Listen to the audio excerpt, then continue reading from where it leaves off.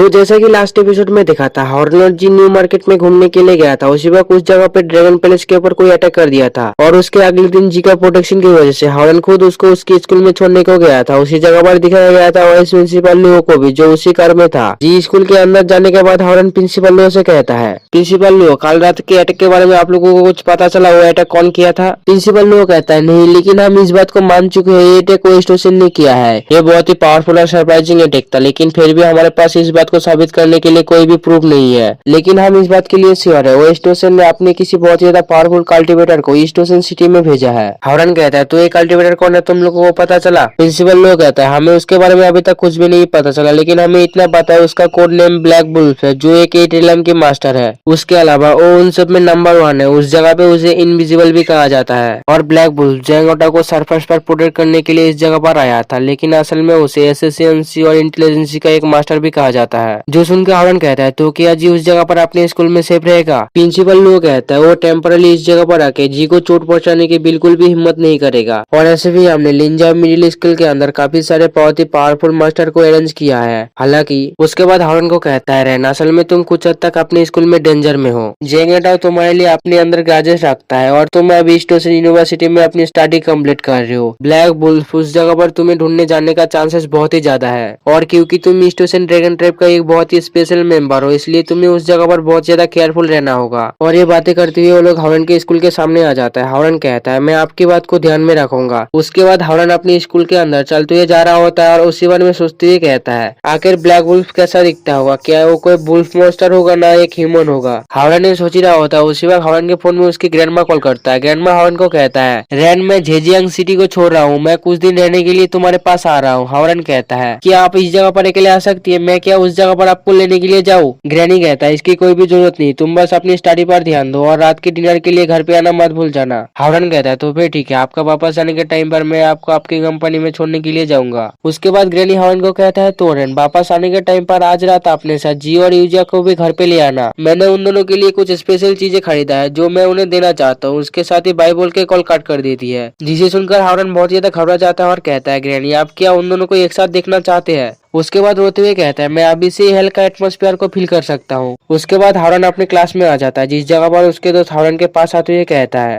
Horn, तुम कल पूरे दिन एक भी क्लास अटेंड नहीं किया था, क्या तुम किस जगह पर गए थे? दूसरा कहता है, तुम एक बहुत ही बड़ा इवेंट मिस कर दिया, कल के दिन हमारे क्लास में एक बहुत ही बड़ा घटना घटी थी। हॉर्न उन दोनों से कहता है, तो फिर क्या था वो बड़ा घटना? चश्मिश कहता है, कल के दिन जी यूजा ने अपनी क्लास मॉनिटर की पोस्ट से रिजाइन कर दिया था। जिसे सुनकर हॉर्न बहुत ही ज्यादा हैरान हो जाता है और कहता है, तो फिर अभी के लिए हमारे क्लास मॉनिटर कौन है? चश्मिश कहता है, वो बिल्कुल तुम्हारे पास ही है। उसी वक्त हॉर्न का मोटा वाला दोस्त अपनी पढ़ाई करते हुए कहता है, इस क्लास की कुछ फेयर वोट की मदद से अभी के लिए मैं इस क्लास का क्लास मॉनिटर बन चुका हूँ। जिसे सुनकर हॉर्न सोच रहा होता है, ओ तो इससे बुरी खबर और क्या हो सकता है? उसी वक्त उसका दोस्त कहता है, हे हॉर्न, तुमने तो मुझे इसके लिए चेयर भी नहीं किया। जबकि हॉर्न अभी भी सोच रहा होता है और कहता है, आखिर यूजिया ने अपने क्लास मॉनिटर की पोस्ट रिजाइन क्यों दिया? उसके बाद हॉर्न सभी क्लास खत्म करने के बाद यूजिया से मिलने के लिए आ जाता है। हॉर्न यूजिया से कहता है, यूजिया, क्या तुम आज शाम को फ्री हो? असल में मेरे ग्रैंडमा आज वापस आने वाले हैं और वो तुम्हें देखना चाहते हैं। यूजिया कहता है, हाँ मैं असम फ्री हूँ, और ऐसे भी मैंने उनसे काफी लंबे टाइम से नहीं मिला और इस तरीके से मैं भी उनसे मिल लूंगी। हॉर्न कहता है, तो फिर ठीक है। उसके बाद कहता है, मैंने सुना है तुम्हारा बड़ा भाई कल यूनाइटेड स्टेट गया है,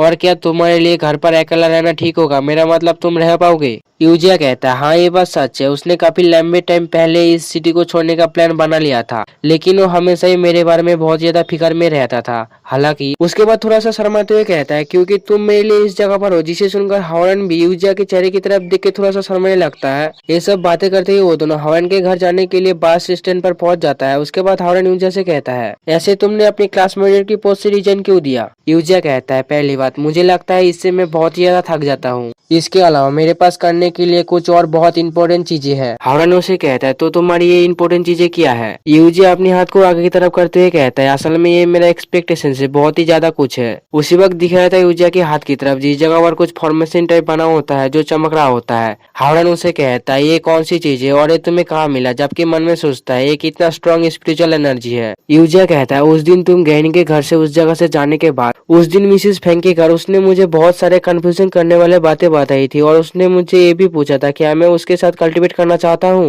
उसकी ये सभी बातों को सुन के पहले तो मुझे लगा था मिसिस फेंग बुरी हो रही है, इसलिए शायद उसकी दिमाग में शायद कुछ गलत हो रहा है। और उसके कुछ देर बाद उसने मुझे एक मंत्र जाप का फॉर्मूला सिखाया और उसे मैं उस दिन भर प्रैक्टिस करता रहा। हावरन उसे कहता है तो इसका मतलब तुम भी उसके साथ अभी के लिए कल्टीवेट कर रहे हो। हावरन की बात सुन के यूजिया थोड़ा सा निराश होते हुए कहता है, हावरन क्या तुम इस सब के बारे में मुझसे बहुत ही सारा कुछ छुपाया था। हावरन उसे कहता है तुम्हें निराश होने की कोई भी जरूरत नहीं, अगर मैं ये सभी चीजें तुम्हें पहले बता देता तो तुम मुश्किल में पड़ जाते। अब जबकि तुम एक कल्टीवेटर बन चुकी हो तो फिर मैं सभी चीजें तुम्हें बता सकता हूँ। उसके बाद हावरन यूजिया को सारे के सारे चीजों के बारे में समझा देता है, फिर कहता है बस से इतना ही हुआ है और मैं मिस्टर झाओ का बहुत ही ज्यादा एहसानमंद हूँ। यूजिया उसे कहता है तो मुझे अब पता चल रहा है तुम स्कूल स्किप क्यों कर रहे थे। उसके बाद हावरन यूजिया से कहता है, यूजिया तुम्हारे हाथ में ये जो एनर्जी है इसे क्या कहा जाता है। यूजिया कहता है मिसेस फेंग ने इसका नाम 5 एलिमेंटल लाइफ रेट नोट कहा था और उसने कहा था मैं इसमें बहुत ही ज्यादा टैलेंटेड हूँ क्योंकि मैंने इसे बस एक दिन में मास्टर कर लिया था। लेकिन मुझे ये नहीं पता मिसेस फेंग मुझसे ये सच कह रही थी या झूठ। उसके बाद मन में सोचते हुए कहता है, हावरन मैं तुम्हारा ज्यादा से ज्यादा करीब रहना चाहता हूँ, कम से कम मुझे झाओजी जितना उसके लेवल पर तो होना चाहिए ही। उसके बाद हावरन से कहता है, हावरन मैं बिल्कुल तुम्हारी दुनिया की तरह ही तुम्हारी दुनिया में रहना चाहता हूँ।